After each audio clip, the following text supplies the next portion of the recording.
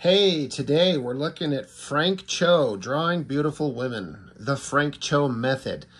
Frank Cho, I mean, everyone knows who he is, and I think everyone's pretty much a fan of his artwork as far as I know. I mean, he's really good. He's one of those guys kind of like Adam Hughes, in my mind, where they're known for drawing the hot girls, but he can draw anything. It's just everyone kind of wants, and he really enjoys drawing female figures. So this is one of those art books that has been put out there. It's pretty thick. You can see, pretty substantial. Back cover here. It's going to show some painting, some ink work, some pencil work. This kind of covers all kinds of different stuff in here. It's really nice. I like these kind of art books where they have an array of different interesting things to look at. This inside piece here, really neat use of the space. Nice ink work. He really gets into the folds on these cloth, like the dress and the folds and everything like that. I like how it's super dark over here, and then it kind of fades out as it gets closer to the figure. It's just a really neat drawing. Really good stuff. But what are we going to get in here?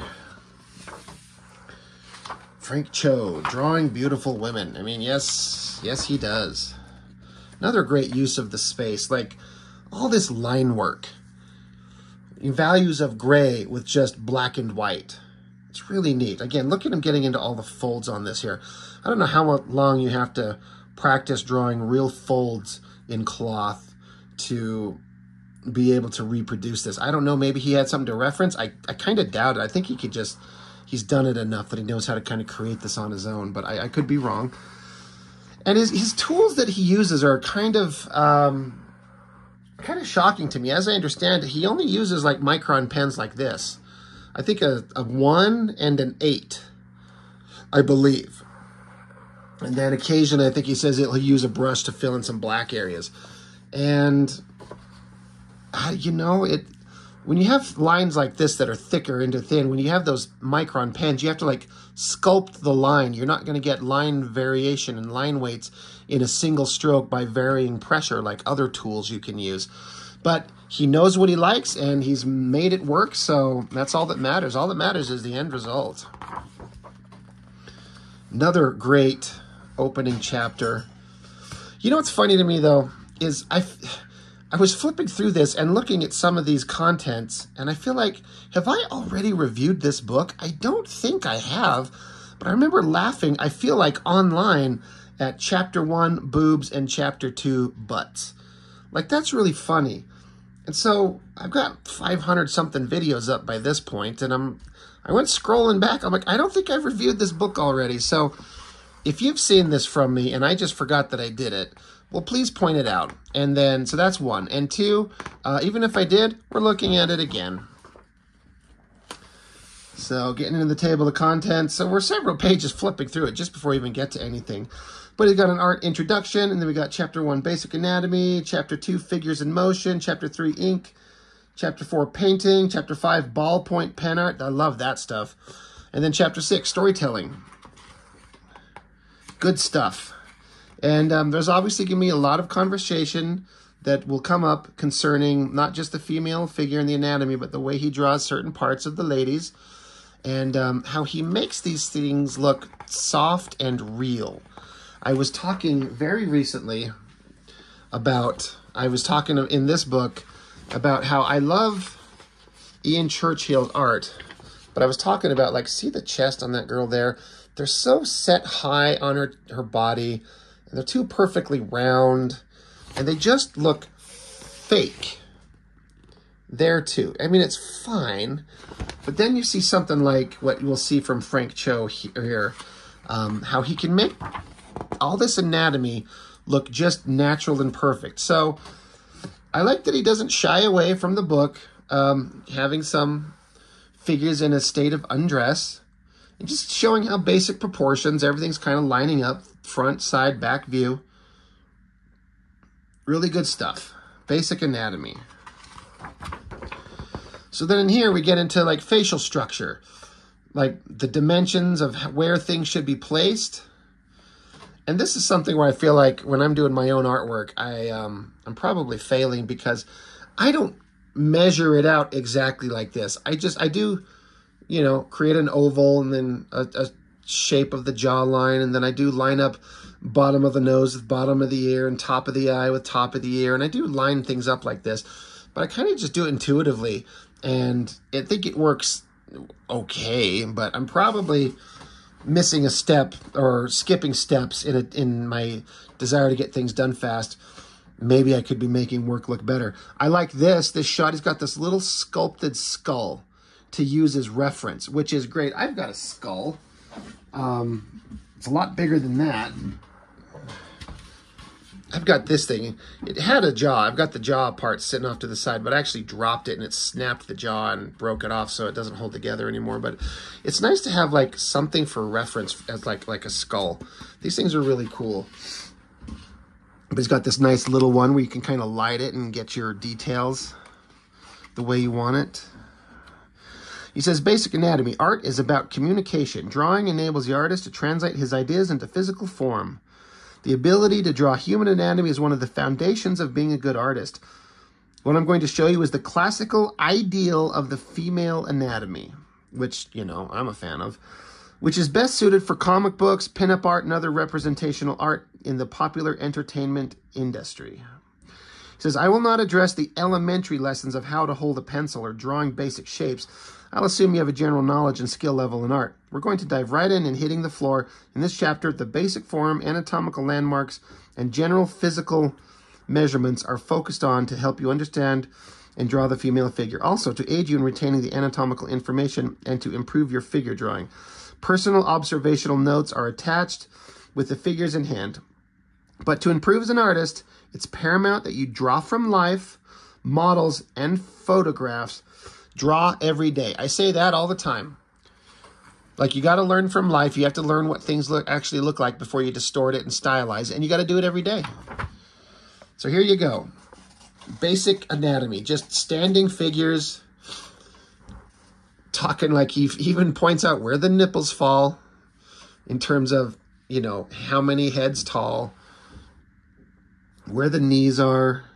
If I had to have one complaint about Frank Cho, and you can say this about a lot of artists and the way they draw female figures, is that they all look the same. It's all the same face and it's all the same body type. Frank Cho likes thick girls, which I appreciate. But some characters, I feel like Harley Quinn from Batman, that should be like a thinner, spindly girl. But he'll draw Harley Quinn and she'll be a thick girl like these bodies here. And I guess it's fine. It's his own stylistic interpretation. But I feel like it's wrong. But, yeah, here you just, like we were saying, you take and you do like your oval shape, or you know, it's a circle. And then you kind of construct where the jaw's coming at. You just start with these basic construction shapes and then split it down the middle. Get your eye line. You just start figuring where all this stuff goes. And there's no way to do it. There's no shortcut besides repetition. I like the idea of how to draw noses, like the crinkles in the noses when they make an angry face. There's a good breakdown of the shape. Like the side of the head is that's more of an oval shape. The more you look at it straight on, you start with like a circle, but you get like an oval shape here. And then you start constructing the face around it. I've seen very similar things to this in that How to Draw Comics the Marvel way. But the basics are the basics. Like they're always there. How to draw eyes. This is a great page. Like the eyelashes across the top, how to get the under eyelashes, the eyebrows from different angles. Drawing it from the side is tricky. Drawing it from a low angle looking up. You know, difficult stuff. Mouths and different expressions like gritting teeth, smiling, screaming. That's a good open mouth shot with the teeth inside it. Great expression on that face there. They're like blowing a kiss. The eyes and the hand and the gesture and everything. Ears. Excuse me, Jesus. Still getting over this cold, but I'm close. But ears are really weird because they've got all these odd shaped things inside them that are just weird. So that's another tricky thing to do. And then, of course, we got to get into the fun stuff, right? Boobs. He's pointing out here, women's chests are not shaped are shaped like teardrops, not circles. So there's an example, like this perfect circle. That's what Ian Churchill was doing in that other book. They're shaped like a teardrop. They hang, they sag. They're like similar to water balloons and behave like them. Like, look, he's got her setting her bosoms up on this counter. And then they hang in a particular angle, you know. Here he's got the figure laying on her back and the way that they would actually lay, or her turning on her side and the way that they kind of react to touching a hard surface. Giggity. So this is just a great figure, but the natural way of drawing them looking soft and pliable, you know, here we are just standing, looking straight on. Here we are, you know, and again, this is an undressed female figure. If she's wearing clothes, everything's held up tighter and different. But hanging down, or when she's kind of tipped off to the side, raising her arms, thrusting her chest forward, or like on all fours, waiting to get down, giggity, giggity. Even how to like draw the nips. I mean, he's throwing it all in here because you need to know how to draw these things. But again, the only way you really learn to do this is drawing from life. So I'm not saying you have to reference nude female figures to learn how to draw human anatomy, because maybe you don't want to go that route, you know, morals and ethics and things you don't want to see. But it's just drawing human figure, and that's how you get better at it. Here's the first example. We'll get into a lot more of his ballpoint pen drawings, and that angle. I mean, we're staring straight up into the holiest of holies, but it's so well done. These gray tones and the angle, it's all so correct. Here he breaks down like the chest and the shoulder bones, Jesus, collarbones, and showing how it looks when, you know, all the skin is on it. Just so good. Arms, and then taking those muscles, and when an arm is facing outright and then you twist it, and how the anatomy twists around when you flex your muscles. Hands, another thing that's really hard, because just a complicated bunch of shapes that are twisting and turning and moving and all these different angles and the shadows that they cast. Hands are hard. Getting into the legs, knee joints, hips, just all fantastically done stuff. And then just kind of piecing it together. Good angle on everything. The leg muscles, those are tricky. That's tricky stuff to do. Everyone kind of knows the basic, like this is your front shot of your leg muscles. And then there's this, what does he call it? Sartorius? This line. It's a very defining anatomical leg muscle that we're always drawing and then amplifying it up to different levels.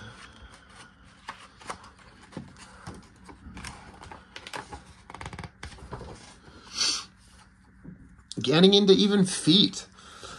Feet are tricky. Drawing them from like getting the ankles and getting from the back views, top views. Again, you can't learn this unless you're drawing from life. You can't, well, you can fake it, but it'll look terrible.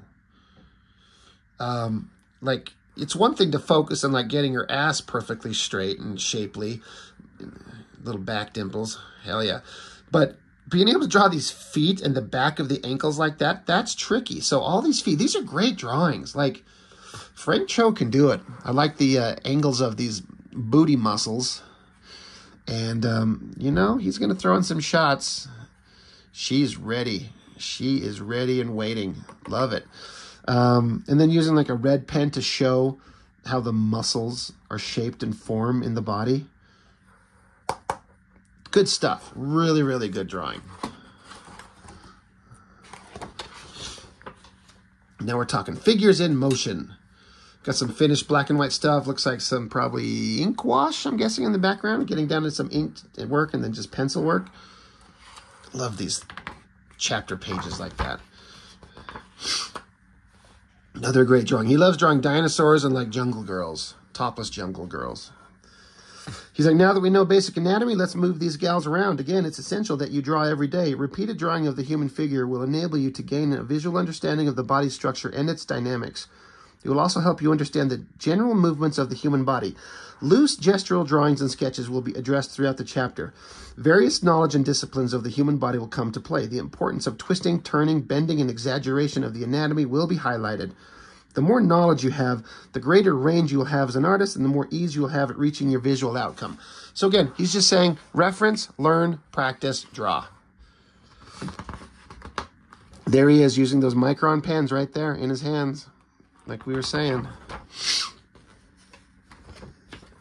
So here he's got a couple of, like here's a finished drawing, and then a couple of rough doodles over here of what he was figuring out, and then how he alters it up to the final form. He mentions how he changes the T-Rex's, like, the way that he was running, his stance of his run. Another one of these things that I really like, and again, not to keep pointing out the bosoms, but he's making these giant soft things flopping around as she's running. It's kind of an unnecessary thing. It's an element that you could say that's adding a sexualized element that doesn't need to be there. That's purely subjective. That's a different opinion. I think it's hilarious because it's completely accurate. Really good. There's certain things I like about this pencil sketch that the inked drawing just doesn't have, and that's a consistent problem. I think a lot of artists would agree. Like, sometimes you get this loose, rough energy in an unfinished kind of rough sketch that no matter how good your final drawing looks, you just lose something. You gain something for sure, but you also lose something. It's a trade-off, and I feel like very rarely do you find yourself completely satisfied when you got that same pencil sketch and then you've translated it flawlessly into ink. I keep my pencil stuff really loose. My intention is to hopefully capture some of the energy in the inking stage rather than refining the pencil so precisely for myself that I'm just tracing. I try to help the energy translate over. Sometimes it's successful, sometimes not. Great drawing, of course. And then just a bunch more just figures in motion. This female figure fighting probably a velociraptor or something like that. Just her bent over, flexing, a lot of movement, pulling, mass shifting as they're pulling on each other. Looks like he decided on this one. He said, it was, I want to show a woman pulling the tail of a small dino. So he tried different angles, settled on this, refined it, where it's like he's running off with their outfit, which is hilarious. That's funny. His sense of humor. That's another thing he has that I know Adam Hughes has, is they're funny. And they throw in this lighthearted kind of cheesecake sense of humor. And then there's the inked drawing. Good expressions, good anatomy, good muscles. Great dinosaurs. Really well done. Really neat stuff. I just love this stuff.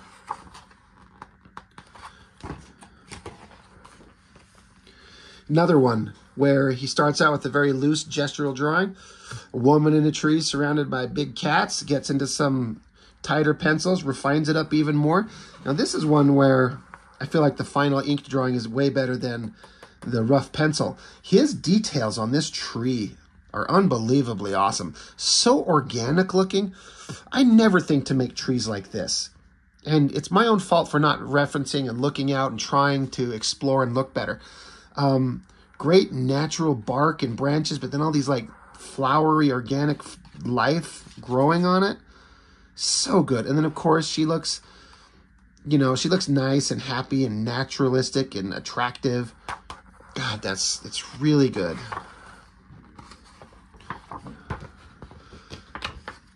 Getting into a, this is fun.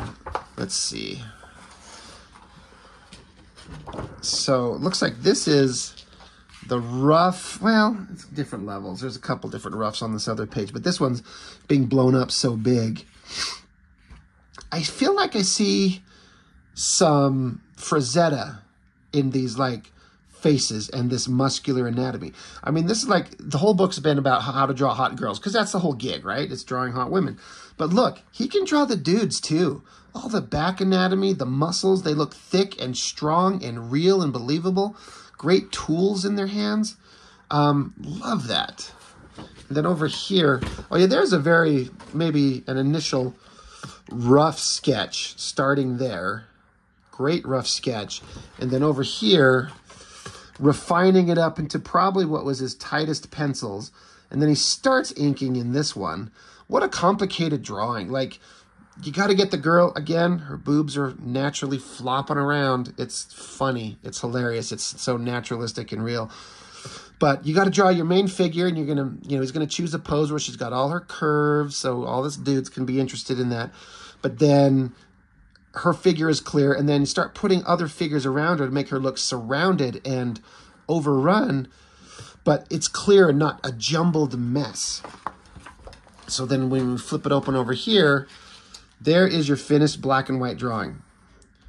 And again, there's some energy in the loose, raw, rough pencil of the male anatomy and all of these. But that being said, I think this looks just fantastic. What a great picture. Yeah, I'm just kind of staring at it. It's so good. This Frank Cho guy might go somewhere. He's got some talent. And then, here's that drawing colored up. Digital Colors by Nay Rufino, if I'm saying her name right. I've seen her work before. Met her at a comic convention once. Very nice girl. Great colors. Soft, fleshy stuff going on. Kind of a center highlight source in the middle. Looks great. And then looks like he's trying another sketch. I wanted to show a woman fighting a dino. Went through many loose, energetic drawings. The vertical image stood out from the bunch, so we refined it into this drawing. Let's see what the finished ones are looking like. So there's tightened up pencils. He says he wasn't happy with the tilt of the dino's head, so he altered it to be cranked up a little bit more than it was before. And then I like this one. He did something different. He used some red watercolor brush, or a regular watercolor brush, and red ink to add in red stripes. I don't know if I like the addition of the single spot color in this case.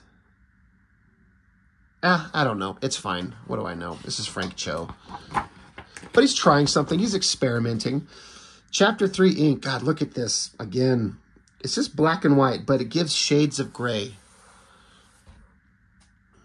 It's been a while just breaking in my old pens. So... And here, he says, the ink technique in this chapter is inspired and influenced by Franklin Booth, one of the great artists of American illustration from the early 20th century. This technique is to control your ink lines to essentially mimic the effects of engravings and woodcuts. Yes. Before I start inking, I reduce the form to its simplest elements. I see the figure in terms of shapes, cones, cubes, and spheres, and how the light and shadow will play off its surface. With that in mind, I divide the image into various clumps and ink the darkest area first. Leave the lightest areas are last to ink in thin lines or not at all. You'll need a very steady hand, organizational skills, and patience to master this ink technique, not for the weak of heart. Yeah, I've tried to fiddle around with it. Zero success. Showing how to light shapes with different lines. Really neat.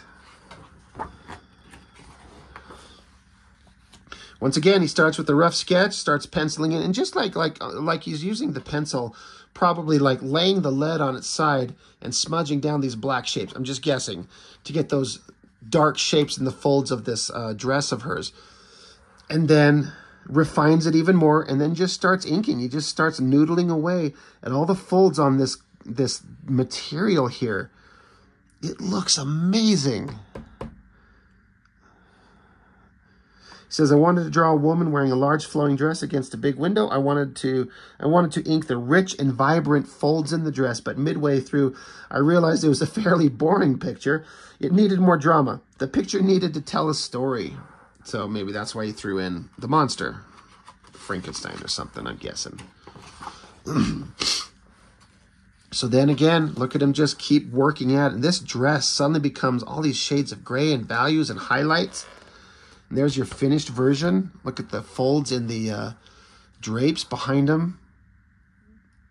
Stunning work. Yeah.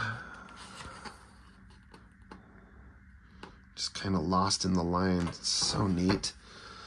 Here's another one. Rough sketch of a woman lying on a couch. He's got some perspective grid lines. Look like just roughly figuring it out to keep the couch in proper perspective. Starts penciling in the rough folds on this giant dress again. Starts inking it up. And then we got a fold out of the final drawing. Great stuff. See, he doesn't have to draw naked girls exclusively. That's what we want to see. But he doesn't have to do that exclusively. And then just a couple more examples. It looks like old-timey artwork that you see in old books. Like they're saying that art is from the early 20th century or 19th century. It's just really neat-looking stuff. It's a technique I'd like to attempt to learn one of these days, right? More rough sketches, more refining. A lot of mileage, pen mileage on these lines in the background, making it darker. Some white spots for snow. I like it. I like the center figure. I don't know if I care for the background and the overly simple line work of the ground she's on. Not my favorite in the book. Probably my least favorite in the book, but still good, of course. Painting. Here's a whole other thing. Not only can he pencil really well, perfect human anatomy, inking, he does oil painting. I like this one that shows him. It says here that he's been working on this thing. What does it say somewhere? It says the dimensions. It's like 4 foot tall and 6 feet wide, I think, of almost a life-sized female figure reclining. That is the thing with oil paintings is you can go back to them and work on them infinitely. I mean, you can a lot of things, but you can keep adding paint and painting over. That's the thing with paint. When you do an ink drawing, once you put that ink line down, you're kind of done. You do a little whiteout correction and then maybe go over it, but you can't get a nice smooth line over your white correction. Doesn't work. But painting, you can manipulate it forever. After form, color is the next logical expression of art. Color is one of the most versatile arsenals of the visual medium. It can capture light, inspire emotion, and influence the tone and message of the art. Usage of color can be complicated or simple, depending on the artist. I use an easy sense of color when painting. I try not to deviate too far from the primary colors. I put the most details and brightest colors on the figures or areas that are the most important elements of the painting. It's simple, direct, and the most effective way of painting. General rules. In watercolor, you paint from light to dark. In oil painting, you paint from dark to light. That's a great figure. And the highlights. It feels very Frazetta. I would be surprised if he wouldn't flat out admit that that's an influence on his work. I see that in his work there. Watercolor and colored pencil on that one. There's his basic pencil drawing, and then how he finishes it up, gets into some colors and showing you how different warm colors and cool colors can vary up the same image and make it feel different, even though it's the same drawing. So that's neat. I don't know anything about color, except when I see something I really like, and I'm like, I like that. Again, just stages. The pencil sketch kind of inked in sepia-colored ink, and then just starts blocking it in light oil paint, and then you get the final version, which I think is the cover to this book. Yeah. Really nice work. Weird designy things going on in the background, but that's fine. There's a close-up of that face. I mean, it's almost lifelike. Those eyes. Really neat. 15 by 22 is the dimensions in inches.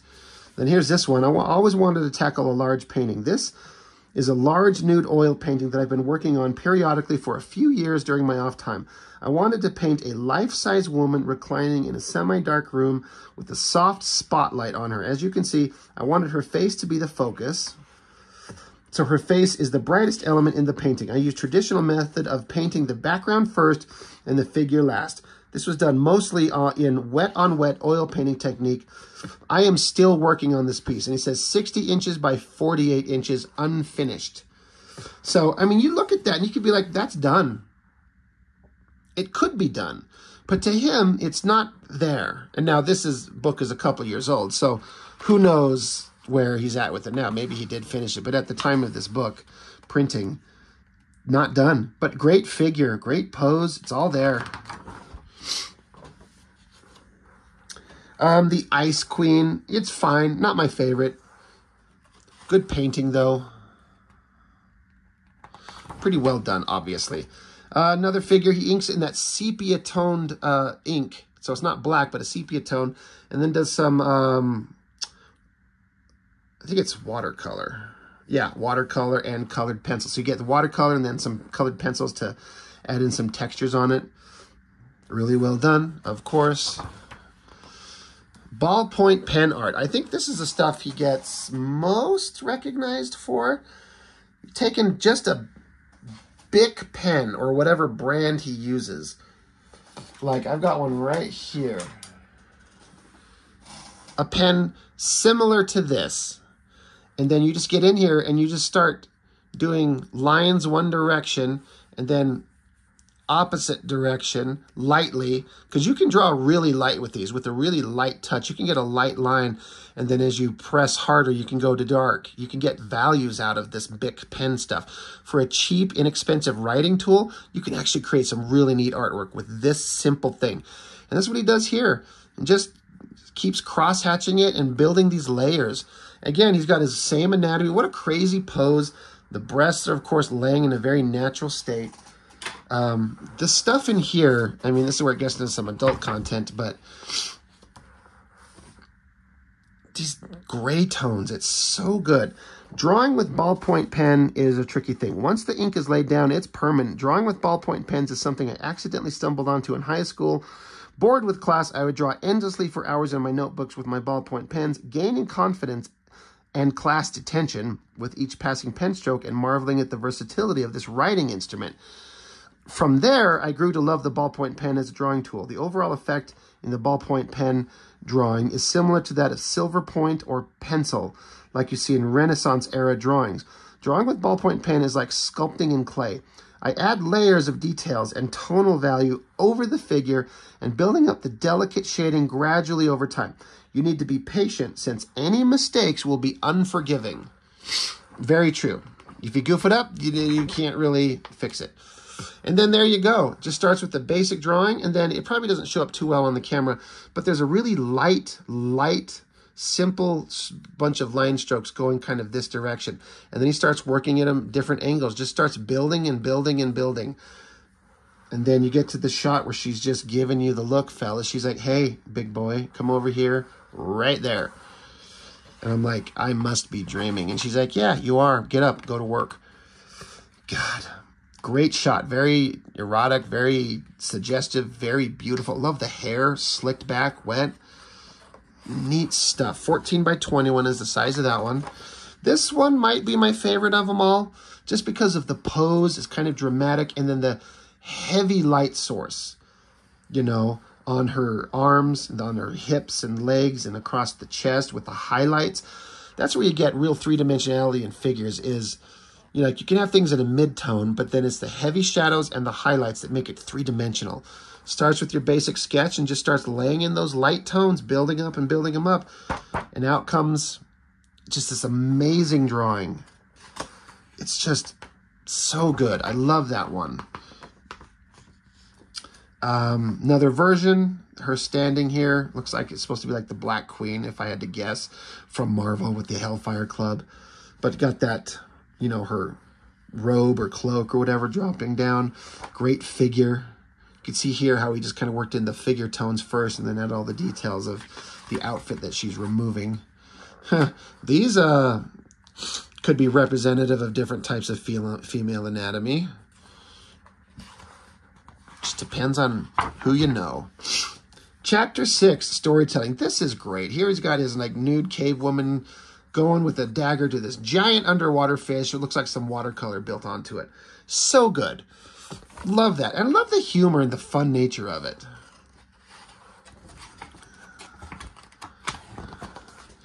So, again, the humor. She's hanging upside down from a branch, face to face with probably a T-Rex.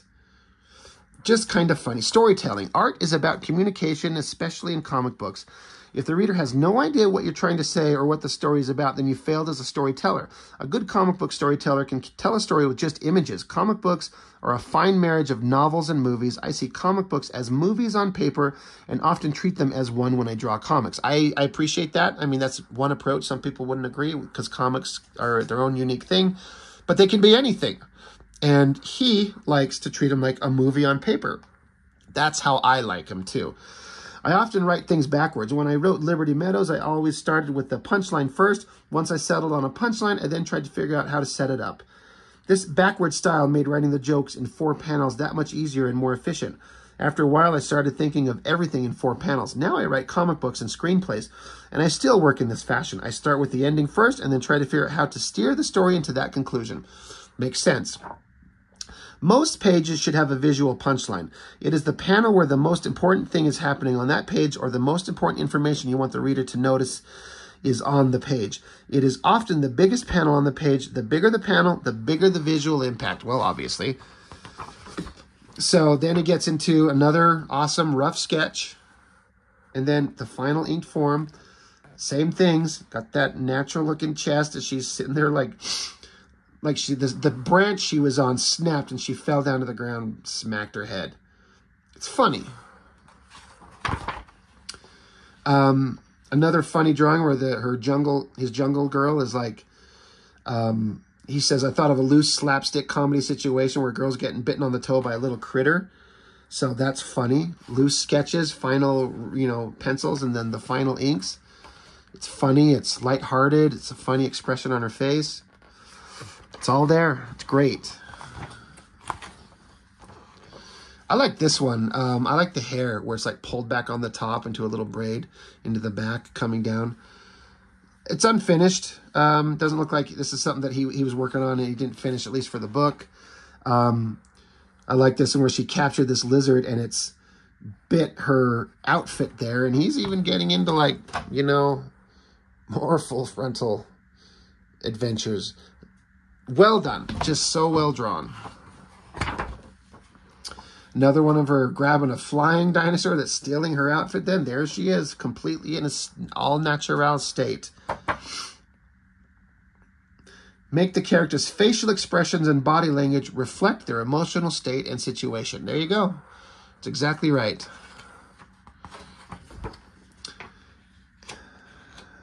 So, let's see. He says, I have crafted a short story starring my own creator-owned character, the Jungle Queen. You can see that each page has all the visual information a reader needs to understand and propel the story forward. It also has a visual punchline in each page, the body language, the physical exaggerations, and logical panel structures that conclude into a neat visual ending of the story. I hope you enjoy the story and hopefully learn from it also. Good luck and keep drawing, folks. For all you completists out there, this is the Jungle Queen's big official public debut. Be sure to check out further adventures of the Jungle Queen soon, which I don't know if he ever did.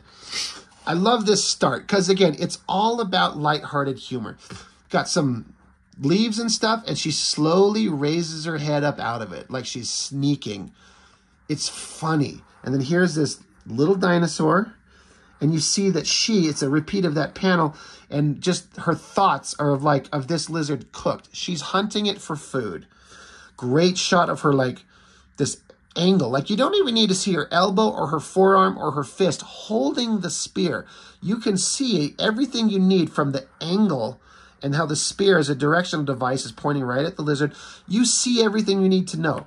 I love the backgrounds in the jungle. God, it looks so good. So she's chasing after this little dino. Chucks the spear. Lizard leaps out of the way. It misses. So she goes running after it. Lizard runs, leaps, dives into this log, into the opening of it. She's kind of got a look of surprise. So she's staring down it. Kind of a look of goddamn little son of a bitch. So she reaches inside of it. And then we see a farther away angle of just her kind of small reaching into it. And then you see this look of almost happiness, like she's got something, but then a look of struggling. So she's tugging on it. So presumably she's got the lizard's tail, right? Tugging on the great drawing with her leg propped up to pull it. All the muscular anatomy, the expressions on every one of these faces. Fantastic. So she's pulling on the lizard's tail, right? Well, sort of. She failed to notice, and this is the visual gag for us, that she failed to notice the giant fucking T-Rex that's down here chewing on his own meal that he killed, and his tail somehow went through that log, and that's what she's pulling out.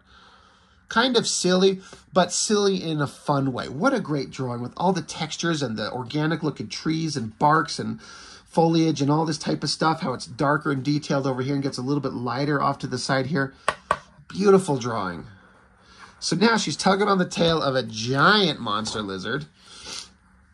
So, look of shock, her foot slips and she falls to the ground. She's kind of face planted in the ground, turns and looks, and here comes the dinosaur chasing her. She's running. I love that expression on her face. Really funny. And then the neat cross-hatching textures in the background.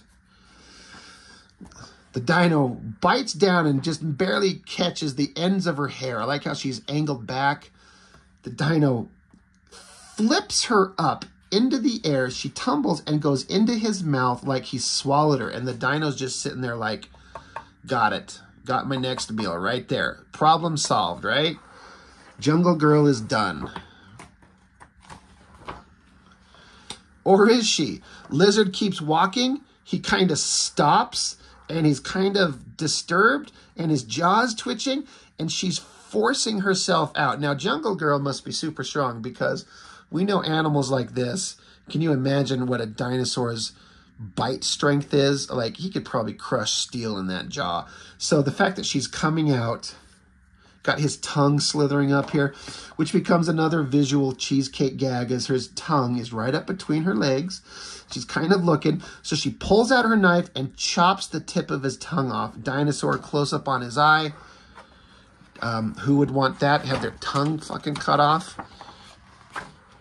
So it roars, some like stars and stuff like that to kind of emphasize the energy and the anger and the pain on the dino. Flips her off to the side. She tumbles to the ground and the dino goes running off like bleeding from the mouth.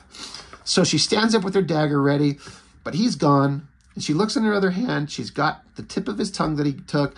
So now here she is at the end of the story, cooking it. She's got her meal. She didn't get the other lizard. She's going to have some tongue. Just a fun, silly, like little adventurous thing to draw where he gets to draw hot girls and dinosaurs and jungle, which I think is probably his favorite things to do.